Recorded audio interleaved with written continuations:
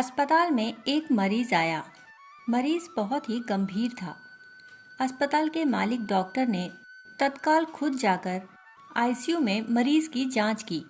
2-3 घंटे के ऑपरेशन के बाद डॉक्टर बाहर आए और अपने स्टाफ को कहा कि इस व्यक्ति को किसी प्रकार की कमी या तकलीफ न होने दें और इससे इलाज व दवा के पैसे न लेने के लिए भी कहा।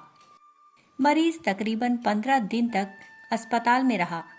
जब बिल्कुल ठीक हो गया और उसको डिस्चार्ज करने का दिन आया तो उस मरीज का तकरीबन 2.5 लाख रुपए का बिल अस्पताल के मालिक और डॉक्टर की टेबल पर आया।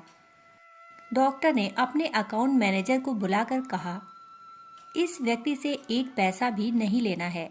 ऐसा करो, तुम उस मरीज को लेकर मेरे चैम्बर में आओ। मरीज व्हीलचेयर पर चैम्बर में लाया गया।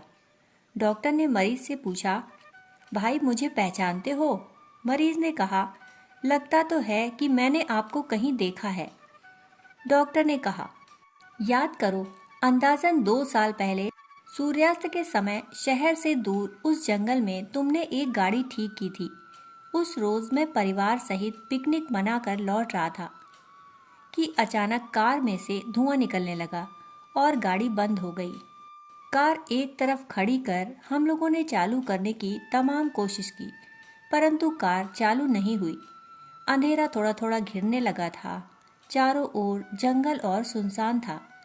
परिवार के हर सदस्य के चेहरे पर चिंता और भय की लकीरें दिखने लगी थी और सब भगवान से प्रार्थना कर रहे थे कि कहीं से कोई मदद मिल जाए। थोड़ी ही देर में चमत्कार हुआ। बाइक के ऊपर तुम आते दिखाई दिए। हम सब ने दया की नज़र से हाथ ऊंचा करके तुमको रोकने का इशारा किया। तुमने बाइक खड़ी करके हमारी परेशानी का कारण पूछा। तुमने कार का बोनट खोलकर चेक किया और कुछ ही क्षणों में कार चालू कर दी। हम सबके चेहरे पर खुशी की लहर दौड़ गई। हमको ऐसा लगा कि जैसे भगवान ने आपको हमारे पास भेजा है, क्योंकि उस सुनसान जंगल में रात गुजारने के ख्याल मात्र से ही हमारे रोंगटे खड़े हो रहे थे। तुमने मुझे बताया था कि तुम एक गैराज चलाते हो। मैंने तुम्हारा आभार जताते हुए कहा था कि रुपए पास होते हुए भी ऐसी मुश्किल समय में मदद नहीं मिलती। तुमने ऐसे कठिन समय में हमारी मदद की। इस मदद की कोई कीमत नहीं, यह अमूल्य है। परंतु फिर भी मैं पूछना चाहता हूँ कि आपको कितने पैसे दूं? उस समय तुमने मेरे आगे हाथ जोड़कर 2 शब्द कहे थे। वह शब्द मेरे जीवन की प्रेरणा बन गए। तुमने कहा था कि मेरा नियम और सिद्धांत है कि मैं मुश्किल में पड़े व्यक्ति की मदद के बदले कभी कुछ नहीं लेता। मेरी इस मजदूरी का हिसाब भगवान रखते हैं। उसी दिन मैंने सोचा कि जब एक सामान्य आय का व्यक्ति इस प्रकार के उच्च विचार रख सकता है और उनका संकल्प पूर्वक पालन कर सकता है, तो मैं क्यों नहीं कर सकता। और मैंने भी अपने जीवन में यही संकल्प ले लिया। 2 साल हो गए हैं, मुझे कभी कोई कमी नहीं पड़ी। यहाँ तक कि पहले से भी अधिक मिल रहा है।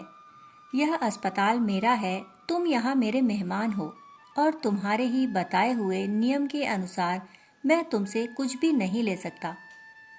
ये तो भगवान की कृपा है कि उसने मुझे ऐसी प्रेरणा देने वाले व्यक्ति की सेवा करने का मौका दिया। ऊपर वाले ने तुम्हारी मजदूरी का हिसाब रखा और वो हिसाब आज उसने चुका दिया। मेरी मजदूरी का हिसाब भी ऊपर वाला रखेगा और कभी जब मुझे ज़रूरत होगी वो ज़रूर चुका देगा। डॉक्टर ने मरीज से कहा, तुम आराम से घर जाओ और कभी भी कोई तकलीफ हो तो बिना संकोच मेरे पास आ सकते हो। मरीज ने जाते हुए चैम्बर में रखी भगवान कृष्ण की तस्वीर के सामने हाथ जोड़कर कहा, हे प्रभु, आपने आज मेरे कर्म का पूरा हिसाब ब्याज समेत चुका दिया। दोस्तों, कहानी सुनने के लिए आप सभी का बहुत बहुत आभार। फिर मिलते हैं ऐसी ही कहानी के साथ। तब तक के लिए धन्यवाद।